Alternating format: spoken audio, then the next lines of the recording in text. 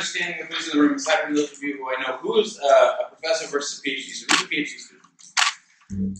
Okay. So you have all heard publish or perish, right?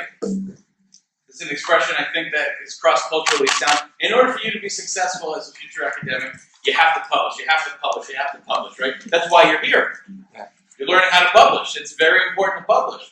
But there's a lot of people have discussed, and I was actually speaking with Professor Melnick about this before, there's a trend towards publications in volume rather than in quantity, it seems. And the one thing that you said, Professor Melnick, was, well, scholars aren't allowed to find their voice, right? I think that's how you put it. And so what I think he's saying there is that this pressure to publish, what it does is it engenders people to be really efficient with the use of data. So what do we mean by that? Well, multiple papers from one data set. There's nothing wrong with that a priori. So I'm not saying that every one data collection must yield one paper. Data collection takes a particularly long amount of time, and I use secondary data in my research. So to say one data set, one paper would be nonsensical. Anybody ever hear of CompuStat? There's about 87,000 papers published using CompuStat. That's not what we're saying. But these pressures lead people to seek efficiency in research. That's what we're talking about, these multiple papers. And so the case that I'm going to bring up and discuss, it's a bit on the extreme side of this particular problem or issue, however we want to frame it. And so it's not a problem. I mean, there are good reasons to use multiple data sets. The research groups that we're talking about here, the consortium, the manufacturing consortiums, or the Institute for Purchasing Strategy, or all of these. I mean, these are large-scale, often multi-country, multi-institution databases where everybody's gathering data. And of course, they're spending quite a bit of money on generating these data sets. So they want them to be used and published. But if you're going to use these, the first thing I'm going to say, if you're going to use CompuStat, if you're going to use any one of these, obviously have permission to do so. That should go without saying, but I'll say it anyway.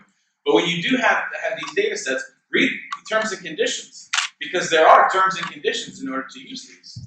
And so these have multiple data sets, and they're perfectly fine, provided that the first thing that I said was the transparency piece. So leveraging that transparency in terms of using this data is absolutely key, because there's not necessarily a problem ahead of time. But they all have rules. And so how this came up was when we started looking at, JPSM started looking at standards.